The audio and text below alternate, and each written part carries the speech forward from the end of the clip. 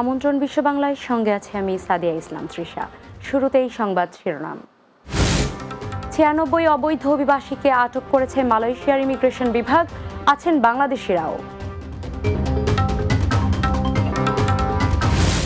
নতুন প্রজন্মের বাংলাদেশিদের জন্য কাজ করছেন প্রবাসীর কমিউনিটি নেতারা, শেকড়ের সন্ধান সম্পৃক্ত করার লক্ষ্য।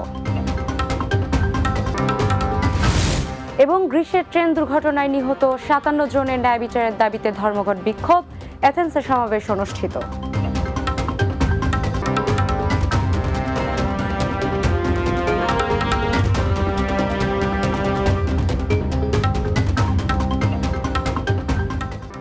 শুনছিলেন শিরোনাম, এবার বিস্তারিত। বাংলাদেশি সহ বিভিন্ন দেশের অন্তত 96 অবৈধ অভিবাসীকে আটক করেছে মালয়েশিয়ার ইমিগ্রেশন বিভাগ। শুক্রবার ভোরে সেলাঙ্গর রাজ্যের একটি ভাড়া বাসায় অভিযান চালিয়ে তাদের আটক করা হয়। তবে এর মধ্যে কতজন বাংলাদেশি রয়েছেন সেটি জানা যায়নি ইমিগ্রেশন বিভাগের মাধ্যমে। এক বিবৃতিতে তারা জানিয়েছেন, ডিটেনশন ম্যানেজমেন্ট ডিভিশন ও মালয়েশিয়ান সিভিল ডিফেন্স ফোর্স সহ কয়েকটি বিভাগের যৌথ সমন্বয়ে এই অভিযান পরিচালনা করা হয়। অভিযানে 135 বিদেশি নাগরিককে আটক করা হলেও যাচাই বাছাই শেষে 96 জনকে হেফাজতে নেওয়া হয়। অবৈধ অভিবাসীদের নিয়োগ এবং সুরক্ষা প্রদানকারী যে কোনো দলের বিরুদ্ধে কঠোর ব্যবস্থা নেওয়া হবে বলেও জানানো হয় ওই বিবৃতিতে। Outsourcing company expert service Kuala Lumpur ESKL-কে ক্ষমতাচ্যুত শেখ হাসিনা নিয়ন্ত্রণাধীন প্রতিষ্ঠান দাবি করে এর সেবা নিতে অস্বীকৃতি জানিয়েছেন মালয়েশিয়ায় অবস্থিত প্রবাসী বাংলাদেশি কর্মীরা। পল্টনে গণ অধিকার পরিষদ কার্যালয়ে আয়োজিত সংবাদ সম্মেলনে বাংলাদেশ প্রবাসী অধিকার পরিষদ মালয়েশিয়া শাখার পক্ষ থেকে এ দাবি জানানো হয়। এ সময় ESKL এর বিরুদ্ধে তথ্য পাচার ও জালিয়াতির অভিযোগ এনে বক্তারা বলেন, প্রতিষ্ঠানটি বাংলাদেশের পাসপোর্ট সেবার নামে তথ্য পাচারের মাধ্যমে নাগরিকদের গোপনীয়তা ও নিরাপত্তাকে বিপন্ন করছে। প্রবাসে বেড়ে ওঠা নতুন প্রজন্মের বাংলাদেশিদের মাঝে মাতৃভাষা বাংলার ইতিহাস ঐতিহ্য তুলে ধরতে কাজ করছেন বাংলাদেশের কমিউনিটি নেতারা। কিন্তু ইংরেজি সহ বিভিন্ন ভাষার শিক্ষা কার্যক্রম পরিচালিত হওয়ার বাংলার প্রতি বাড়তি আগ্রহ সৃষ্টি করার কঠিন হয়ে উঠেছে বলেও জানান তারা। তারপরও প্রবাসের মাটিতে বাড়ছে 21-এর চেতনা। সর্দার রাজীবের প্রতিবেদন। উচ্চশিক্ষা বা অভিবাসনের জন্য যুক্তরাজ্য, যুক্তরাষ্ট্র সহ বিভিন্ন দেশে বসবাস করছেন বাংলাদেশিরা। জীবিকার তাগিদে প্রবাসের কঠিন জীবন বেছে নেওয়া এসব বাংলাদেশিরাও লালন করছেন মাতৃভাষা বাংলা চর্চা। অভিভাবকদের পাশাপাশি সন্তানদের মাঝেও বাংলার ইতিহাস ঐতিহ্য তুলে ধরতে নানামুখী উদ্যোগ নিচ্ছেন বাংলাদেশ কমিউনিটি। এছাড়া কোনো শিক্ষা প্রতিষ্ঠানেও অভিবাসী শিক্ষার্থীদের দেওয়া হচ্ছে স্বজাতির শিক্ষা। হঠাৎ করে একদিন এসে বলছে, আব্বু তোমাদের দেশে তাজউদ্দিন নামে কোনো ভদ্রলোক আছে না? কি ব্যাপারটা কি বলো? কয়েকজন আমার টিচার তাজউদ্দিনের উপরে একটা আর্টিকেল লিখতে বলেছে। তার মানে কি, যে মানে বিদেশের যে আমেরিকাতে আমি যেটা বলছি উদাহরণ দিই, যে তারা আমাদের বাংলার সংস্কৃতিকে, আমাদের কালচারকে লালন করার চেষ্টা করে এবং আমাদের নেক্সট জেনারেশন যাতে তাদের সংস্কৃতি এবং অ্যাথনিসিটির যে ভাবধারাগুলো ভুলে না যায়, তারা কিন্তু চায়। বাংলার প্রতি সন্তানদের আকৃষ্ট করতে মা বাবারাও চেষ্টা করছেন বাংলা ভাষায় কথা বলার। তবে ভিন্ন ভাষায় দৈনন্দিন কার্যক্রম পরিচালনা করায় বাংলার প্রতি আগ্রহ ধরে রাখাও হচ্ছে কঠিন। আমার বাচ্চারা, আমি যখন কথা বলি তাদের সাথে আমি বাংলায় কথা বলতে চেষ্টা করি, কিন্তু তারা তো বাংলায় কথা বলতে ইজি ফিল করে না। কারণ সে তো যদিও বাঙালির সন্তান, কিন্তু ব্রড আপটা তো হয়েছে তার অন্য ভিন্ন ভাষা নিয়ে। আমরা শুধু ভাষায় কথা বলতে পারি, ভাষার মধ্যে মা বাবা ভাই বোন তারা এরাই সীমিত, কিন্তু এর বাইরে তার তো সারাটা দিন যাচ্ছে অন্য ভাষায় কথা বলে, ইংরেজিতে কথা বলে। জীবিকার তাগিদে বিভিন্ন দেশে বসবাস করছেন প্রায় 1.5 কোটি বাংলাদেশি। প্রবাসী অধ্যুষিত দেশগুলোতে রাষ্ট্রীয় পৃষ্ঠপোষকতায় বাংলা ভাষা প্রসারের আহ্বান বাংলাদেশিদের। আমরা যারা বিদেশের মাটিতে বসবাস করি, বছরের পর বছর আমরা এই বাংলা ভাষাকে ফিল করি, আমরা মাতৃত্বকে ফিল করি, মাতৃভাষাকে ফিল করি। Sardar Rajib, Bangla TV, news desk.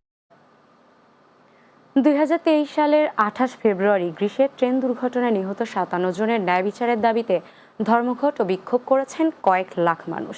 নিহতের দ্বিতীয় বার্ষিক উপলক্ষে শুক্রবার এথেন্সে আয়োজিত সমাবেশে এ দাবি জানান তারা। এ সময় বিভিন্ন শহর ও নগরেও সমাবেশ অনুষ্ঠিত হয়। পরে দেশটিতে সব ধরনের যান চলাচল বন্ধ করে দেন বিক্ষুব্ধরা। সেই সঙ্গে 24 ঘন্টার জন্য নৌ, ট্রেন ও আকাশপথও বন্ধ রাখা হয়। 2 বছর আগে গ্রীষ্মের টেম্পিক গিরিখাতে শিক্ষার্থীদের বহনকারী একটি যাত্রীবাহী ট্রেনের সঙ্গে মালবাহী ট্রেনের সংঘর্ষে 57 জন নিহত হন। নিহতদের মধ্যে ইদ্রিস আলী নামের এক বাংলাদেশি নাগরিকও রয়েছেন। বিশ্ব বাংলা এ পর্যায়ে নিচ্ছি ছোট্ট একটি বিরতি। ফিরে আসার পর অন্যান্য সংবাদের সাথে আরও যা থাকছে। বার্মিংহামে কাউন্সিল নির্বাচনে স্বতন্ত্র প্রার্থী হলেন বি অন টিভির প্রধান নির্বাহী। নতুন প্রজন্মের বাংলাদেশিদের প্রতিনিধিত্ব তৈরির চেষ্টা।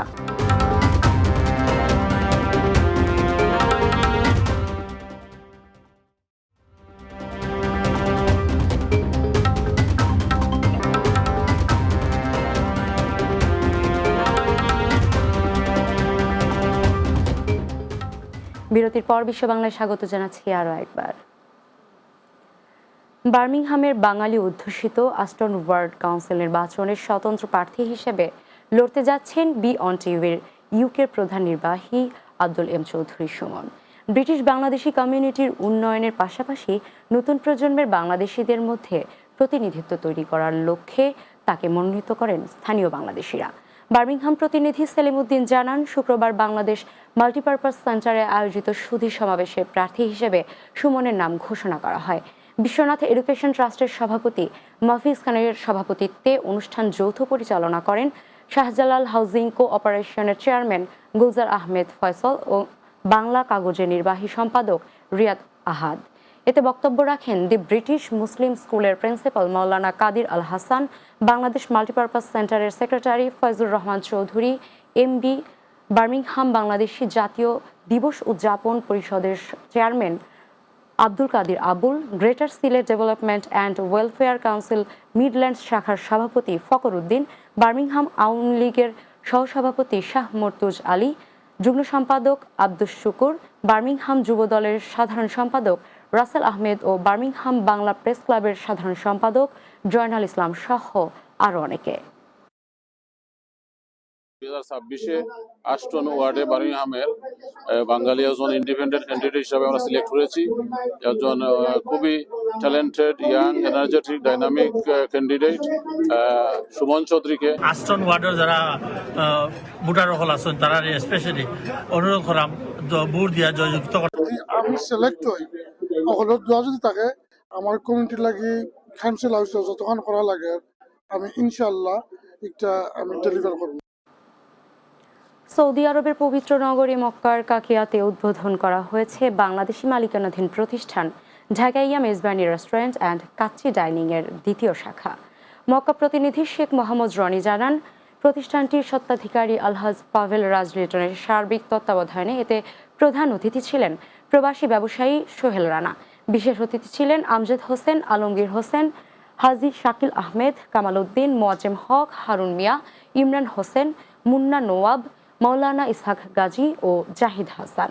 এ সময় সবাইকে সৌদি আরবের আইন মেনে চলার পাশাপাশি দেশে বৈধ পথে অর্থ পাঠানোর আহ্বান জানান অতিথিরা। পরে প্রতিষ্ঠানটির পক্ষ থেকে অসহায় দুস্থদের মাঝে বিনামূল্যে খাবার বিতরণ করা হয়। যুক্তরাষ্ট্র প্রবাসীদের সংগঠন চট্টগ্রাম অ্যাসোসিয়েশন পেনসিলভেনিয়া শাখার 4 সদস্যকে কাতারে সংবর্ধনা দেওয়া হয়েছে। তারা হলেন মোহাম্মদ আনোয়ার হোসেন, গোলাম মোস্তফা টিপু, শাহাবুদ্দিন ও মোহাম্মদ মিজান চৌধুরী।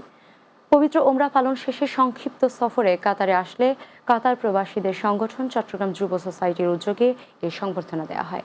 সংগঠনের আহ্বায়ক রেদনুল বাড়ি পারভেজের সভাপতিত্বে সভা পরিচালনা করেন সদস্য সচিব মোহাম্মদ কারিবুল রাসেল রানা ও সাংবাদিক আকবর হোসেন বাচ্চু। এতে বক্তব্য রাখেন কাজী আশরাফ হোসেন, নাসির উদ্দিন তালুকদার, আলম শাহ তালুকদার, সাইফুল ইসলাম সবুজ, ইঞ্জিনিয়ার আবু বকর ও সাংবাদিক EM আকাশ। অনুষ্ঠানে চট্টগ্রাম সমিতির রাঙ্গুনিয়া সমিতি, সন্দীপ সোসাইটি ও কাতার বাংলাদেশ ফ্রেন্ডশিপ ফোরামের নেতৃবৃন্দ উপস্থিত ছিলেন। শেষ করছি বিশ্ব বাংলা, তবে যাওয়ার আগে শিরোনামগুলো জানিয়ে দিচ্ছি আরও একবার। 96 অবৈধ অভিবাসীকে আটক করেছে মালয়েশিয়ার ইমিগ্রেশন বিভাগ, আছেন বাংলাদেশিরাও। নতুন প্রজন্মের বাংলাদেশিদের জন্য কাজ করছেন প্রবাসী কমিউনিটি নেতারা, শেকড়ের সন্ধান সম্পৃক্ত করার লক্ষ্য। গ্রিসের ট্রেন দুর্ঘটনায় নিহত 57 জনের ন্যায় বিচারের দাবিতে ধর্মঘট বিক্ষোভ, অ্যাথেন্সে সমাবেশ অনুষ্ঠিত। এবং বার্মিংহামে কাউন্সিল নির্বাচনে স্বতন্ত্র প্রার্থী হলেন বি অন টিভির প্রধান নির্বাহী, নতুন প্রজন্মের বাংলাদেশিদের প্রতিনিধিত্ব তৈরির চেষ্টা।